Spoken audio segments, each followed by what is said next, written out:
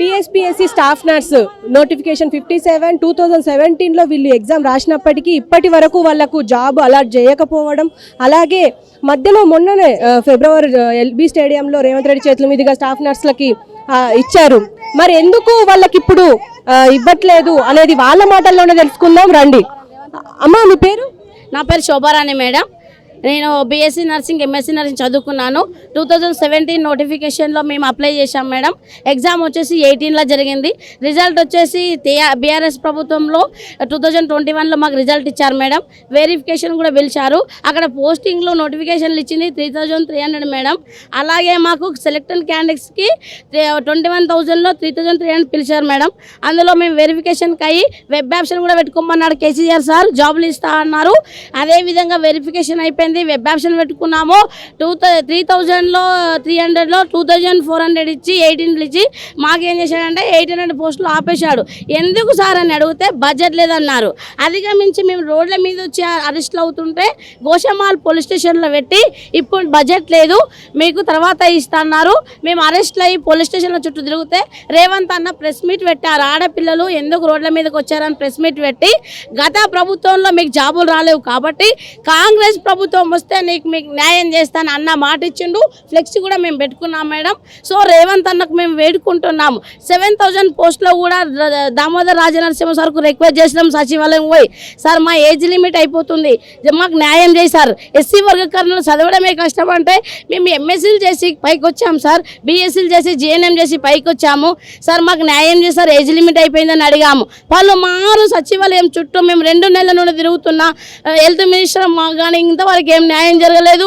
BRS ప్రభుత్వంలో కూడా న్యాయం జరగలేదు. ఈరోజు రేవంత్ అన్న దగ్గరికి మాకు న్యాయం జరుగుతుందని రేవంత్ అన్న ప్రభుత్వం వచ్చిందని వచ్చినాం. మేము రేవంత్ అన్న ముఖం చూసి, సోనియమ్మ ముఖం చూసి మేము కాంగ్రెస్ని గెలిపించుకున్నాం మేడం. 15 సంవత్సరాల నుండి మేము తిరుగుతున్నాము, మాకు ఎలాంటి న్యాయం జరగలేదు. మేము పాస్ అయ్యి అట్లీస్ట్ 18 ఇయర్స్ అయిపోయింది. మా ముందు పుట్టిన పిల్లలు ఇప్పుడు జాబులో ఉన్నారు మేడం. ఇప్పుడు 35 to 45 ఇయర్స్ వచ్చి ఎస్సీ వర్గీకరణ సిస్టర్లు కానీ వాళ్ళకి ఎవరికి న్యాయం లేదు. మా బతుకులని రోడ్ల మీద ఉన్నాయి మేడం. ప్రైవేట్ హాస్పిటల్లో కూడా ఏజ్ లిమిట్ అయినందుకు మాకు అంతా కూడా అవకాశం తక్కువగా ఉంది. సో మా బతుకులన్నీ మేము రేవంత్ అన్నకు చెప్పుకోవడానికి ఇంత దూరం వచ్చాం మేడం. ఇక మాకు ఇప్పుడు న్యాయం ఏంటంటే ఇంత 800 కూడా 400 అయిపోయినాయి మేడం. ఒక 200 to 300 మెంబర్స్కి టీఎస్పీఎస్లో మిగిలి ఉన్న పోస్టులను భర్తీ చేయాలని వేడుకోవడానికి వచ్చాం. మొన్న ఎల్బీ స్టేడియంలో స్టాఫ్ నర్స్లకి ఇచ్చారు, అది కొత్తగా వాళ్ళకి ఈ నోటిఫికేషన్ ఫిల్ కానీ ఆ నోటిఫికేషన్ ఇచ్చారు మేడం ఎలక్షన్ల ముందు. అందులో కూడా మాకు న్యాయం ఎందుకు జరగలేదంటే మేము అవుట్ సోర్సింగ్ కాంట్రాక్ట్లో లేము మేడం. అందుకే మాకు యాడ్ కాలేవు. అకాడమిక్ ఇయర్ మార్క్స్ కలిసి ఉంటే మేము కూడా ముందుకు వెళ్ళే వాళ్ళము. అది కూడా మాకు న్యాయం జరగలేదు. అందుకే ఇప్పుడు మేము రేవంత్ అన్న ఏమడుతుంటే మేము 80కి క్వాలిఫై ఉన్నాం మేడం. 50+ ఉన్నాయి, 46+ ఉన్నాయి, 40+ ఉన్నాయి, ఏజ్ కూడా 40+ ఉంది.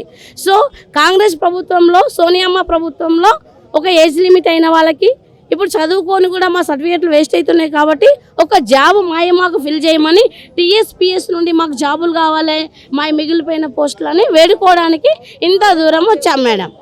చెప్పండి మేడం, మీరు అనుకుంటున్నారా ఖచ్చితంగా ఇప్పుడు మాకు న్యాయం జరుగుతుంది అని?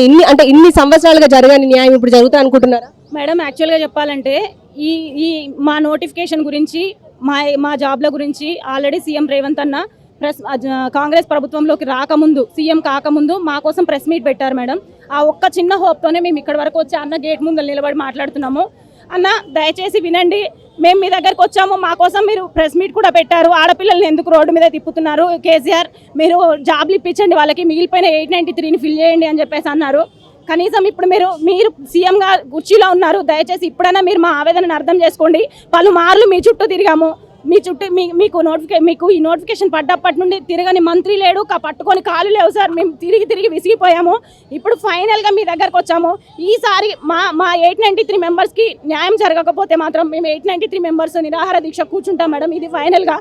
అందుకని ఈ రోజు ఫైనల్గా మేము అన్నకి రిక్వెస్ట్ చేద్దాము అని చెప్పేసి మీ మీడియా ద్వారా మా రిక్వెస్ట్ అనేది మేము తెలియజేస్తున్నాం మేడం. మీరు చెప్పండి అన్న, ఇప్పుడు ఈ 893 పోస్టులు భర్తీ కావడానికి ప్రభుత్వం ఏం చేస్తే మంచిది అంటారు? మేడం ప్రభుత్వం చేయాల్సింది ఏం లేదండి. ఆల్రెడీ సెలెక్ట్ అయ్యి వెబ్ ఆప్షన్ పెట్టుకున్నారు. టీఎస్పీఎస్సీ దగ్గర మా అందరికి సంబంధించినటువంటి రూల్ నెంబర్స్ కానీ మాకు ఎన్ని మార్క్స్ వచ్చాయనేది అన్ని డేటా అంతా వాళ్ళ దగ్గర ఉంది. ఒకసారి వాళ్ళ దగ్గరికి వెళ్ళండి. వెళ్ళి మరి ఇట్లా ఊకే గొడవ చేస్తున్నారు 57/2017 నోటిఫికేషన్ అని. దానికి సంబంధించినటువంటి సెలెక్టెడ్ క్యాండిడేట్స్ లిస్ట్లకు ఎన్ని మార్కులు వచ్చినాయి, మరి వీళ్ళకి ఎన్ని మార్కులు వచ్చినాయని చూస్తే రేవంత్ అన్న గారికి కూడా తెలుస్తుంది. ఇప్పుడు ఎవరైతే సెలెక్ట్ అయ్యారో వాళ్ళందరికీ 9, 10, 11 మార్కులు వచ్చి వాళ్ళ కాంట్రాక్ట్ సర్వీస్ 20 మార్కులు కలిసి అకాడమిక్ 10 మార్క్స్లు కలిసి మాకు రిటర్న్ టెస్ట్లో 30 మార్కులు వచ్చినా మేము సెలెక్ట్ అవ్వలేదు. వాళ్ళకి రిటర్న్ టెస్ట్లో 9, 10 మార్కులు వచ్చి కూడా వాళ్ళకి సర్వీస్ వెయిటేజ్ ఇవి 30 మార్కులు కలిసి 39 మార్కులు. ఈ పరంగా అన్యాయం జరిగింది. సరే వాళ్ళు గవర్నమెంట్ హాస్పిటల్లో కష్టపడ్డారు, మేము వద్దనం. కానీ ఎలా మేము సెలెక్ట్ అయ్యాం కదా, ఉన్న పరంగా బడ్జెట్ లేదని చెప్పేసి అప్పుడు మేము హరీష్ రావు గారిని అడిగితే అన్నారు. ఆ విధంగా మమ్మల్ని దూరం పెట్టారు. మేము సార్ని కోరుకునేది ఏంటంటే ఆ టీఎస్పీఎస్సీ బోర్డు నుంచి వెళ్ళి మాకు సంబంధించిన వాటి ధ్రువపత్రాలు, మరి వీళ్ళు నిజంగా జెన్యున్గా చెప్పేది అంత నిజమేనా, వీళ్ళు సెలెక్ట్ అయ్యిలా, వీళ్ళు వెబ్ ఆప్షన్ పెట్టుకున్నారా, వీళ్ళు అటెస్టేషన్ ఫామ్స్ అయిపోయినాయి, వీళ్ళు అన్నీ తెప్పించి చూడండి, తెలుస్తుంది. దాన్ని బట్టి నిర్ణయం చేసుకోండి. మేము గుడ్డిగా ఏదో గవర్నమెంట్ని మా ఉద్యోగాలు మాకు ఇవ్వండి మేము అడగట్లేదు, మేము న్యాయబద్ధంగానే అడుగుతున్నాం. మేము అడిగే దాంట్లో న్యాయం ఉంది. రేవంత్ అన్న గారు కూడా మేము రిప్రజెంటేషన్ ఇచ్చినప్పుడు విన్నారు, ఆయన కూడా న్యాయం అనిపించింది. అందుకనే సీఎం కేసీఆర్ గారిని అన్నారు, ఆడపిల్లల్ని తిప్పామాకండి ఉసురు తగులుతుంది అన్నట్టు గారు అట్నే ఉసురు తగిలింది. కేసీఆర్ గవర్నమెంట్ పోయింది, ఈ రేవంత్ అన్న గారు వచ్చారు, మా ఉద్యోగాలు మాకు ఇస్తారన్న నమ్మకం మాకుందండి. ఇప్పుడు టీఎస్పీఎస్సీ అంటేనే చాలా అవకతవకలు జరిగిన ఆఫీస్ అది. ఇప్పుడు మీకు ఖచ్చితంగా ఇప్పుడు ఈ టీఎస్పీఎస్సీ ద్వారా మీకు ఖచ్చితంగా వస్తాయని అనుకుంటున్నారా? మేడం, ఇప్పుడు టీఎస్పీఎస్సీ ద్వారా వస్తాయని అనుకోవడానికి రీజన్ ఏంటంటే అక్కడ ఇప్పుడు వచ్చింది రేవంత్ అన్నకు తెలుసు ఎక్కడ ఏం జరిగింది అనేది. మేడం మీరు ఇప్పుడు ఎగ్జామ్లో మినిమం క్వాలిఫై మార్క్స్ లేకుండా అసలు ఎవరైనా జాబ్ ఇస్తారండి? మీరే చెప్పండి. ఇప్పుడు 6 మార్కులు వచ్చిన వాళ్ళకి గవర్నమెంట్ సర్వీస్ ఉంది అని చెప్పేసి 23 మార్కులు యాడ్ చేసి 30-40 మార్కులు వచ్చిన వాళ్ళకి జాబ్ ఇచ్చారు. నేను నర్సింగ్ అయిపోయింది 2004లో. 2004 నుంచి ప్రైవేట్ హాస్పిటల్స్లలో ఇదే హైదరాబాద్లో వర్క్ చేస్తున్నాను. నేను నాది సూర్యాపేట డిస్టిక్. నాకు ఇప్పుడు 18 ఇయర్స్ ఎక్స్పీరియన్స్ ఉందండి. 18 ఇయర్స్ ఎక్స్పీరియన్స్ ఉంది. ఇంత సర్వీస్ ఉన్నా కూడా నాకు ప్రైవేట్ జాబ్ చేస్తున్నా అనే ఒకే ఒక రీజన్తో నాకు జాబ్ రావట్లేదు. ఎందుకంటే నాకు ఓన్లీ ఎగ్జామ్ క్వాలిఫైడ్ మార్క్స్ మాత్రమే ఉన్నాయి. అది కూడా ఎగ్జామ్ క్వాలిఫైడ్ మార్క్స్ నేను ఏమైనా ఫెయిల్ అయ్యానా అంటే ఫెయిల్ ఏం అవ్వలేదండి. నాకు 48 మార్క్స్ వచ్చాయి, నేను క్వాలిఫై అయ్యాను. అందుకే నన్ను సర్టిఫికేట్ వెరిఫికేషన్ పిలిచారు, అందుకే నన్ను వెబ్ ఆప్షన్స్ పెట్టుకోమన్నారు, నేను వెబ్ ఆప్షన్స్ పెట్టుకున్నాను. బడ్జెట్ లేకపోతే పోస్టులు అసలు ఆ నోటిఫికేషనే రద్దు చేయాలి. బడ్జెట్ లేకపోవడం అంటే ఏంటండి? 800 మందికి మాత్రమే మీకు బడ్జెట్ లేదు. ఇప్పుడు 7,000 మందిని జాబ్స్లోకి తీసుకున్నారు, నర్సింగ్ జాబ్లోకి.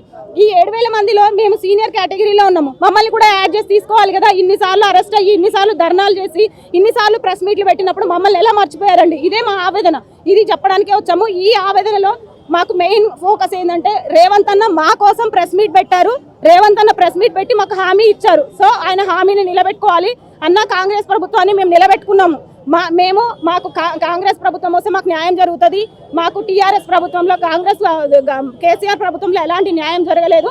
ఇప్పుడు కనీసం మీ ప్రభుత్వంలో మాకు న్యాయం జరుగుతుంది అని వచ్చి మీ గేట్ ముందర ఇంత ఆవేదన వ్యక్తం చేస్తున్నాము. దయచేసి మమ్మల్ని అర్థం చేసుకుని మా అపాయింట్మెంట్ ఆర్డర్స్ మాత్రం రిలీజ్ చేయండి అన్న. దయచేసి మమ్మల్ని అందరినీ చూడండి అన్న ఒకసారి.